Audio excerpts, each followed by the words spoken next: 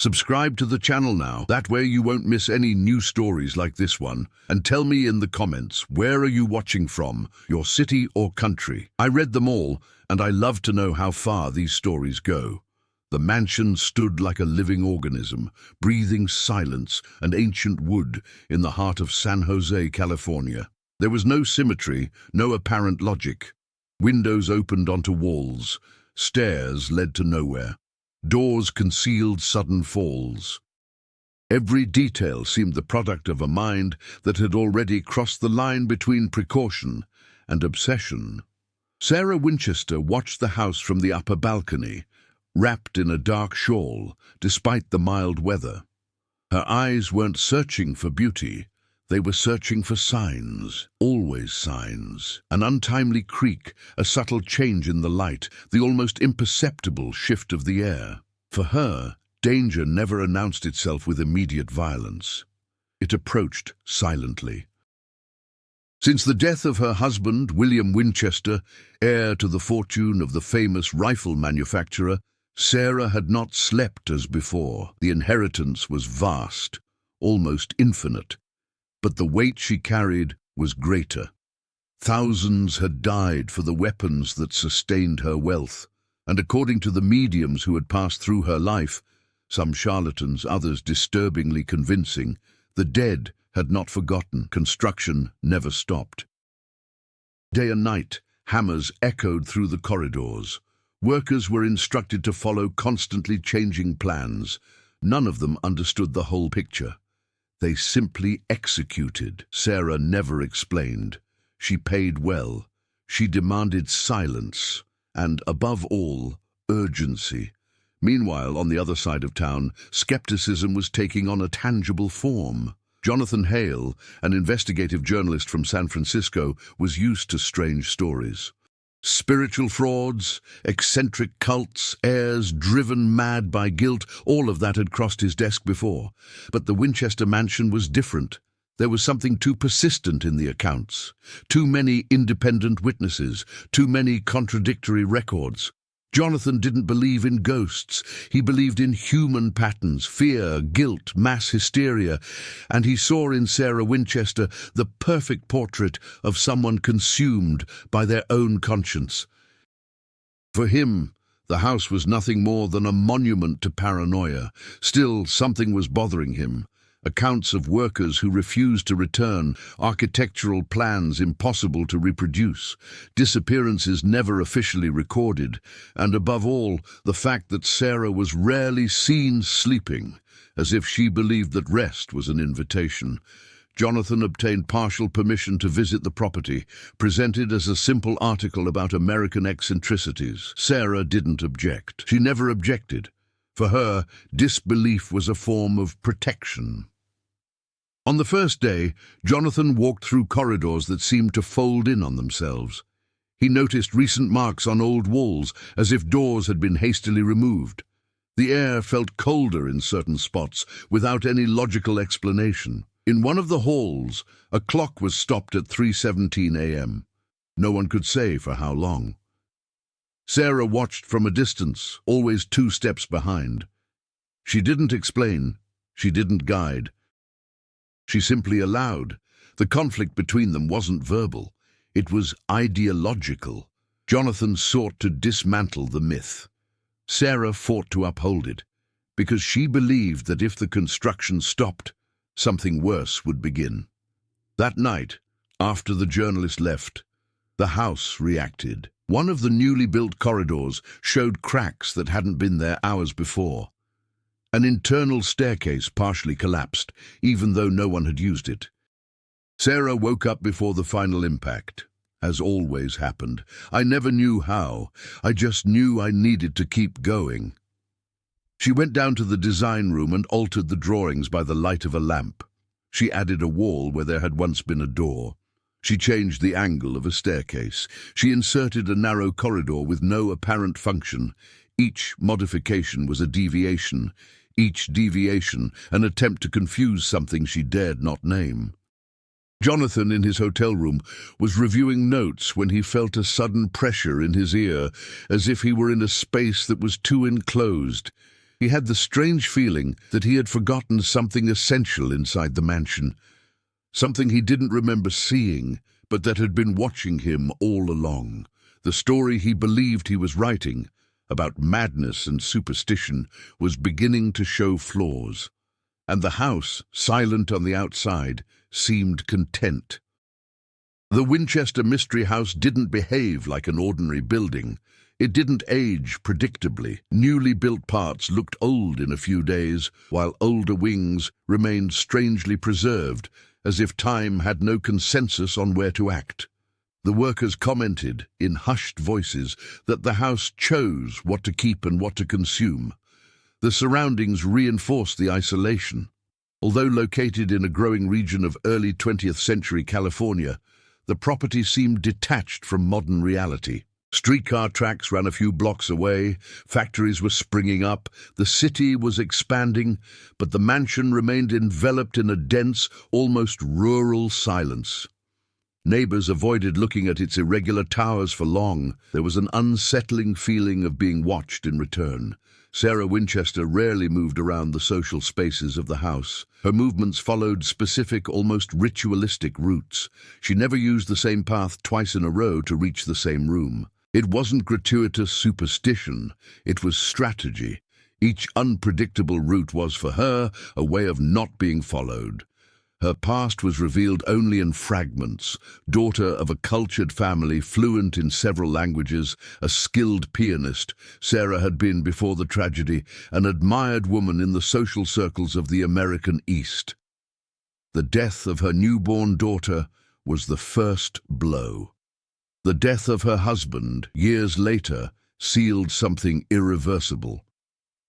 Since then, she has seen the world as a hostile space, populated not only by the living, but by consequences. The mediums who visited her over the years left invisible marks. Some spoke of vengeful spirits, others of lost souls seeking recognition. Sarah didn't argue with either version. She only extracted what seemed useful, the idea of constant movement, of confusion, of never allowing stability. Among the employees, Elijah Brooks stood out, a foreman who had worked on the property for over 15 years. He didn't believe in ghosts, but he believed in Sarah. Or rather, he believed in her fear. He had learned to recognize her signs. When Sarah altered plants in the middle of the night, something had happened. An out-of-place crack, a mirror cracked for no apparent reason, a sound that didn't repeat itself. Elijah kept his own records, a simple notebook where he noted dates, constructed wings and strange events. He never showed them to anyone. He sensed that this material shouldn't exist outside of there. Jonathan Hale, for his part, deepened his investigation methodically. He visited public archives, interviewed former employees, and cross-referenced death dates with periods of expansion at the facility. He discovered that major structural changes coincided with national tragedies involving Winchester rifles, massacres, armed conflicts, wars. The correlation was unsettling, though explainable from a psychological perspective. Guilt reacting to external events. Nothing supernatural, he told himself. Even so, Jonathan began to notice flaws in his own perception. On an informal guided tour, he lost track of time inside the mansion. What should have been minutes turned into hours.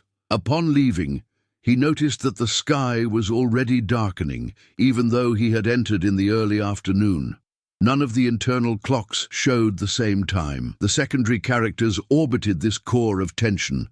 Workers who quit their jobs without explanation, maids who avoided certain corridors, neighbors who reported lights being left on in sealed rooms. Each carried an incomplete version of the truth, never seeing the bigger picture. Culturally, America during that period was experiencing a silent conflict between faith and progress. Spiritualism gained strength after wars and epidemics, while science promised control and rationality. The mansion became, without explicit intention, a symbol of this clash, an impossible architecture sustained by industrial money and metaphysical fear. Sarah understood this intuitively. Jonathan, intellectually, and the house remained at the center, absorbing both. Jonathan Hale's presence in the mansion ceased to be tolerable the moment he started asking too many pointed questions. Not directly to Sarah, she rarely answered, but to the spaces themselves. He observed patterns, measured distances, compared old floor plans with new ones. He realized that some wings were deliberately designed to isolate those who walked through them, others to guide someone to a specific point without them realizing it. On a foggy morning, Jonathan decided to test the house. He entered alone through a side door, mentally marking each curve. After what he thought were 20 minutes, he realized he was back at the same spot. The door was now locked. There was no sign of an external lock, just intact wood. The discomfort didn't come as immediate panic, but as a cold realization the house was reacting. Outside, Elijah noticed unauthorized alterations. A wall had sprung up where there had once been a wide corridor. No orders had been given. No worker had claimed responsibility. When he informed Sarah, she simply nodded and asked them to reinforce the structure, as if that were to be expected. The relationship between Sarah and Jonathan became more tense, though almost silent. He began to confront her indirectly, publishing preliminary notes that hinted at psychological manipulation of employees, exploitation of collective fear, and the use of architecture as an instrument of control. Sarah read every line. She didn't answer. That same week, a construction worker fell from a ladder that ended abruptly at a wall. He survived, but left work that night. He only said that the house breathed before the fall. Nobody laughed. Jonathan witnessed the rescue. For the first time, something escaped his ability to immediately explain. The ladder wasn't on any map. He had passed by there 2 days before. It didn't exist. The conflict escalated when Jonathan found Elijah's notebook, forgotten in a tool shed. He didn't read it all, just enough to understand that there was a temporal pattern. Structural changes preceding violent external events, and not just reacting to them. This suggested something more disturbing: anticipation. When confronted, Elijah didn't deny it, only silence and a simple request that he leave while he still could. Sarah, realizing that Jonathan had crossed an invisible boundary, drastically changed the plans for the West Wing. She created a closed circuit of corridors with no direct exits. It wasn't a trap, it was containment. Jonathan felt the effects almost immediately. He began dreaming about the house, even when he was away from it.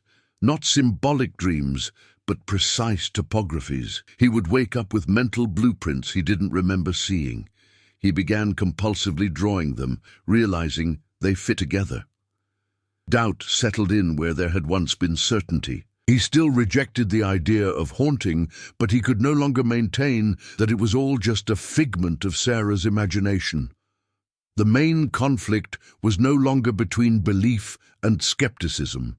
It became a struggle for control of the narrative, and possibly of space. The house was no longer just a setting, it was an active agent. And Jonathan was beginning to suspect that, in trying to expose Sarah Winchester, he had become part of the machine she was trying to keep running. The tensions surrounding the mansion began to manifest in parallel, discrete layers, but deeply interconnected with the central conflict. Nothing happened in isolation. Each event seemed to prepare the ground for another, like hidden gears working at different rhythms. Elijah Brooks began sleeping on the property, officially to supervise nighttime work. In practice, because he could no longer cross the gates at nightfall without feeling that something was being left behind. He began to notice small shifts. Tools changed places, marks appeared on the ground indicating dragging. Doors he himself had sealed appeared ajar in the morning. He no longer reported these events. He limited himself to recording dates and times in his notebook, now with increasingly irregular handwriting. One of the longest-serving employees, Margaret Collins, resigned after 20 years of service. He said he heard footsteps behind him in a hallway leading to a blank wall. When he turned around, there was no one there. After walking a few more meters, he found footprints in the dust, the size of old men's boots, that simply ended in the middle of the hallway. Margaret left without looking back and never returned to the property. Jonathan, for his part, began to grapple with a personal subplot that threatened his emotional control. His nightly sketches began to coincide with actual modifications made to the mansion the following day. He tried to ignore the coincidence, but the records were too precise. On one occasion, he drew a door at an odd angle, opening onto a vertical drop. 2 days later, the structure was there, newly built. Time pressure intensified when Jonathan received a letter from his editor demanding concrete results. Public interest was growing, and there were rumors that other journalists wanted the same story. Jonathan had little time to prove that the mansion was a product of psychological manipulation, or to admit that something there defied reason. Meanwhile, Sarah Winchester confronted her own internal complexities, not in lengthy reflections, but in increasingly specific actions. She began restricting access to certain wings. She created staggered schedules for different teams, preventing groups from crossing paths. She ordered entire corridors sealed off, only to reopen them days later with minor, almost imperceptible alterations. A silent subplot was emerging. Sarah wasn't just constructing confusion. She was responding. On a windy night, an indoor bell, not recorded anywhere, rang on its own. Elijah heard it. Sarah heard it. Jonathan, once again staying in a guest room at the mansion, also heard it. Each interpreted the sound differently, but all understood that something had changed. Jonathan decided to accelerate his investigation. He began interviewing families of victims connected to Winchester weapons. He discovered something disturbing. Some descendants reported recurring dreams of endless corridors, doors that led nowhere, and interrupted staircases. None of them knew the mansion in detail. As subplots converge, time was pressing. The house was changing faster than ever. Elijah's records indicated changes almost daily. Sarah was rarely seen during the day. Jonathan could no longer clearly distinguish whether his ideas came from observation or influence. Everything was heading towards an inevitable point. The mansion would no longer allow for indefinite detours. The event that changed the course of history did not begin with violence, but with an absence. The morning Jonathan Hale woke up in the East Wing guest room, the constant sounds of construction had ceased. No hammers, no saws, no hurried footsteps in the hallways.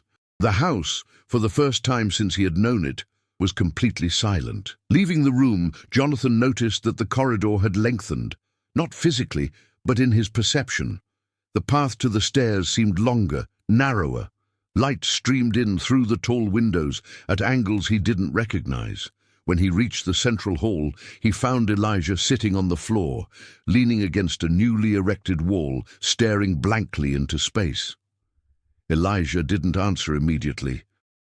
He simply held out the notebook. In the final pages, there was something different. They were no longer construction records. They were maps, overlapping maps, drawn at different times, forming a unique pattern when placed together.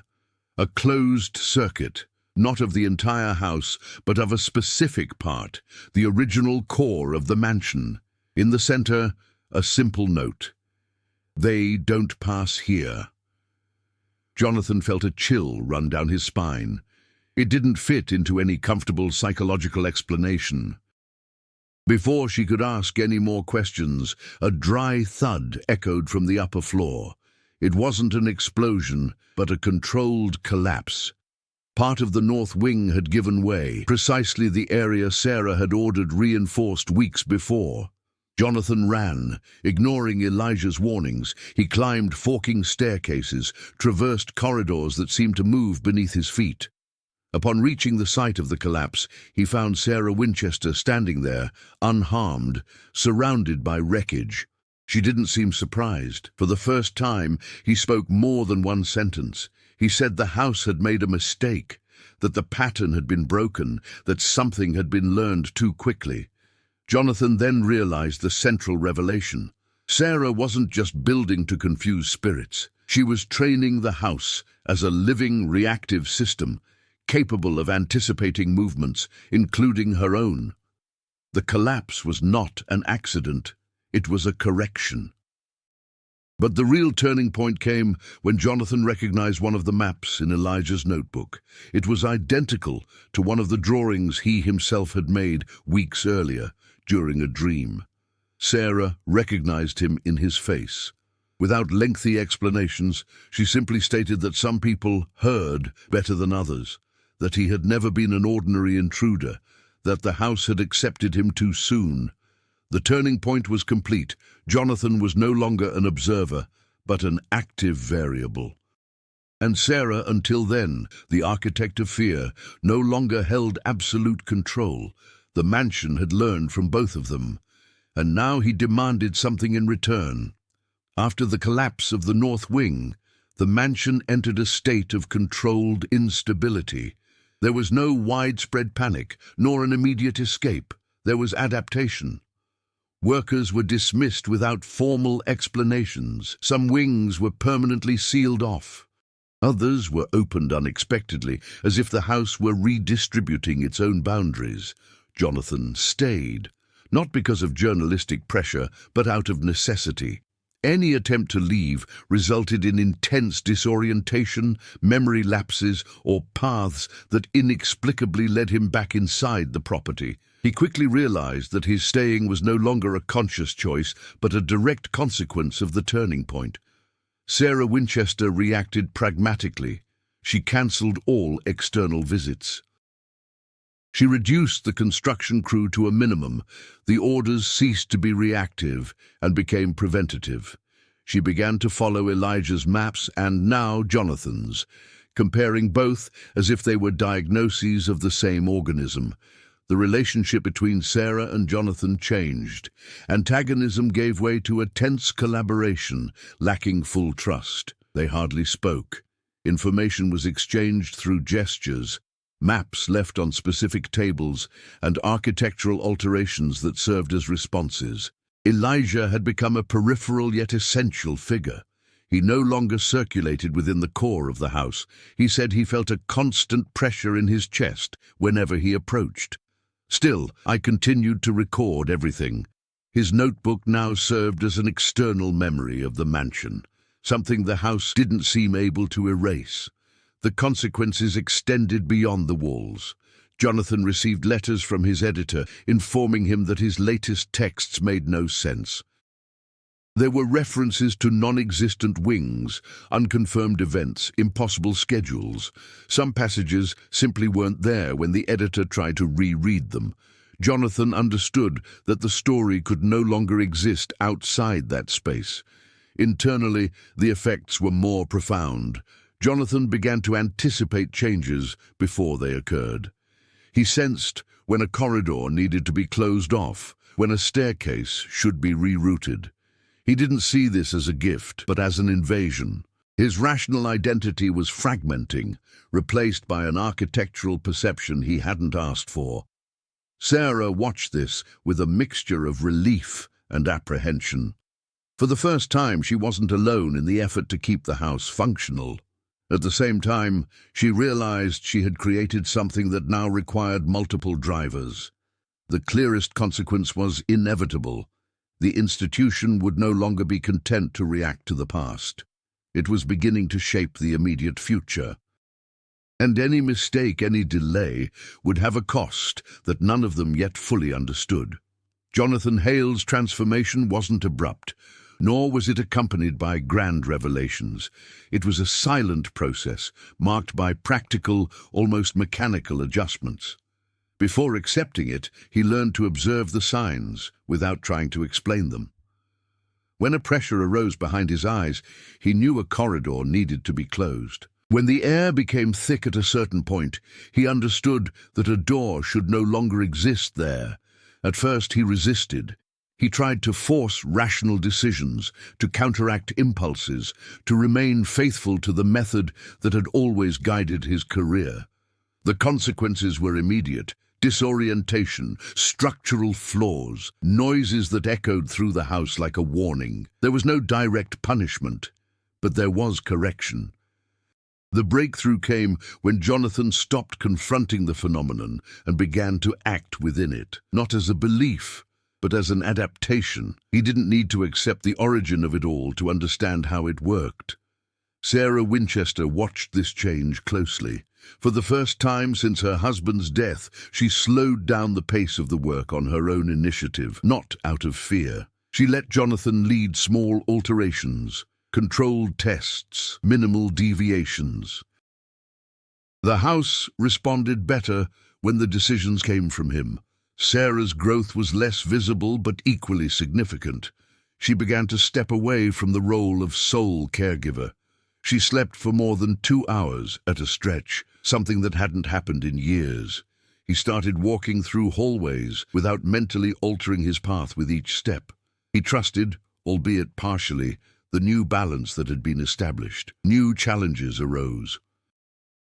The house began to require more complex changes, involving multiple wings simultaneously. It was no longer a matter of confusing something external, but of maintaining the integrity of the system itself. Jonathan needed to learn to think on a larger scale, to anticipate the consequences of each modification. Elijah, watching from a distance, recognized the definitive change. The house no longer revolved solely around Sarah. There was a second axis. Jonathan stopped drawing compulsively. Now he only drew when necessary. His maps became more precise, more economical. Every line had a function, every empty space an intention. Overcoming it wasn't about conquering fear or solving the mystery.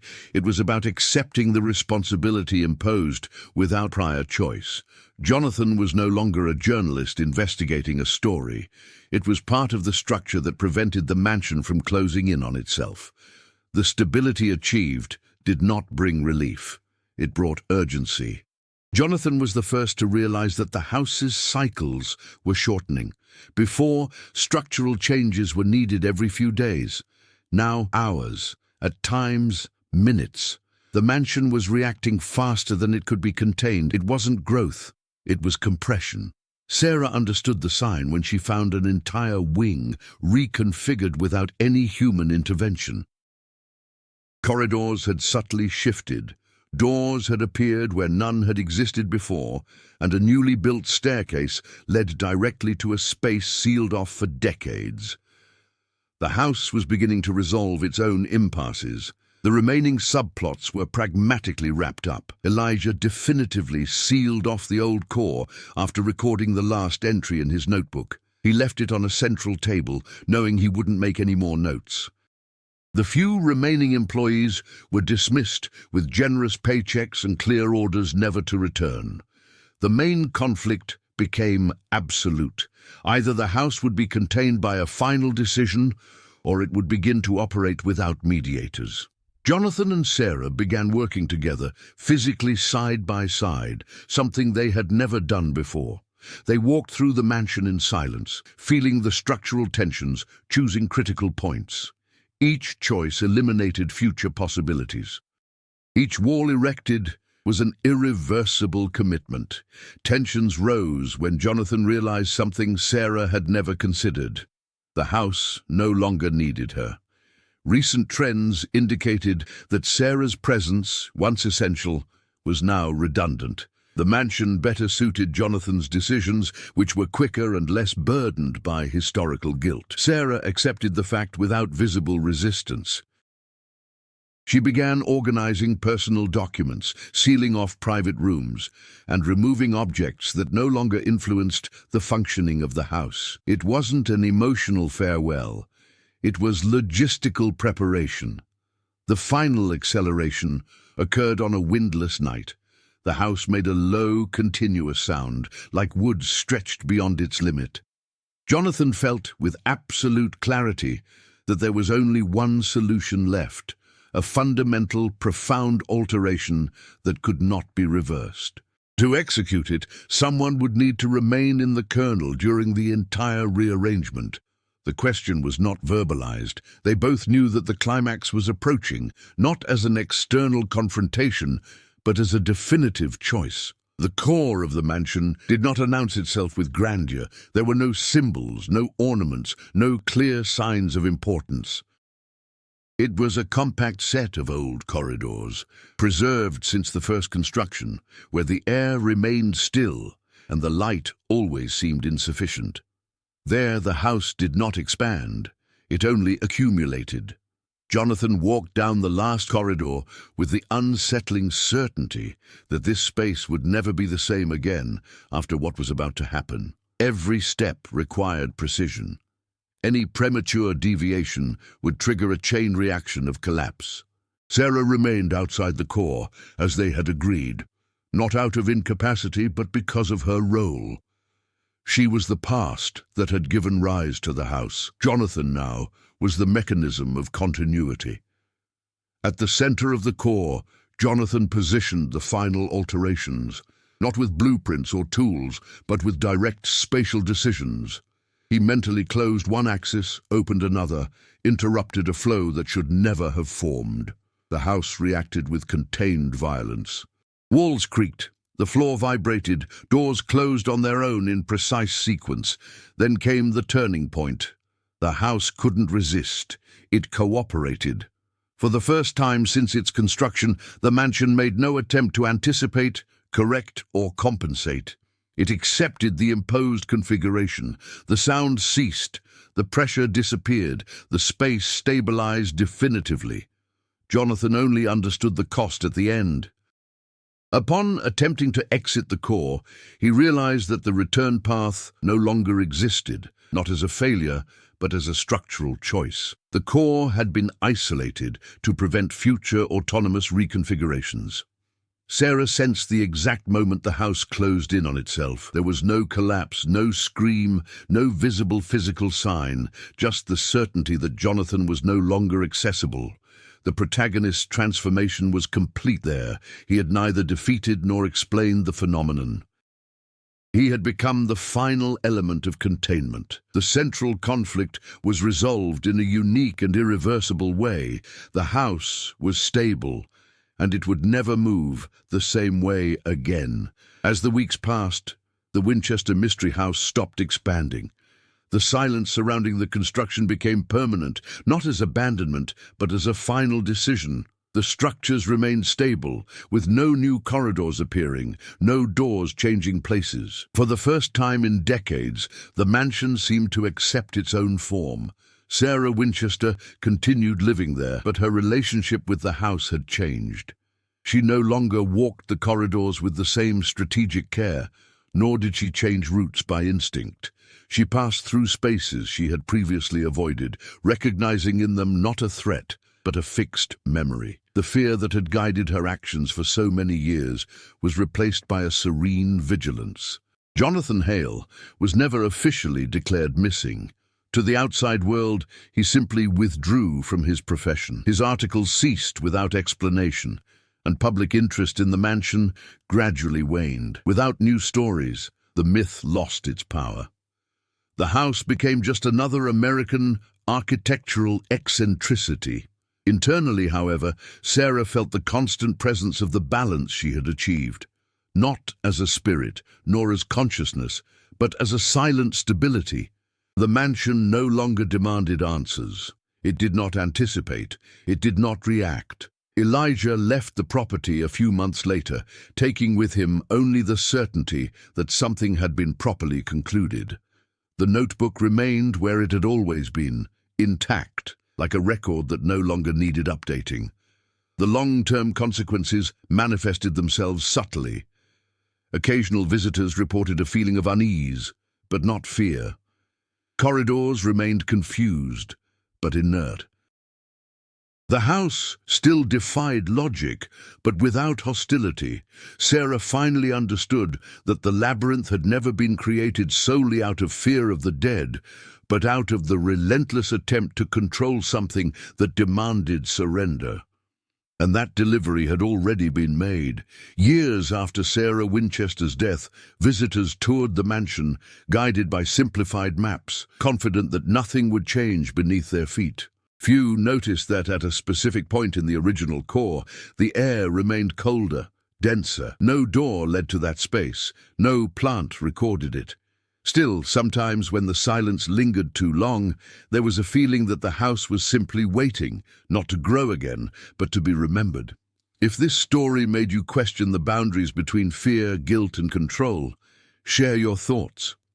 What do you believe truly sustained the Winchester Mystery House for so many years?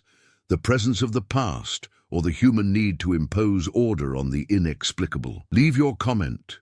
Share this story with anyone who enjoys macabre and realistic tales, and tell us, do you believe Jonathan Hale disappeared, or that he still fulfills his role in the heart of the house? Your interpretation is the final part of this labyrinth.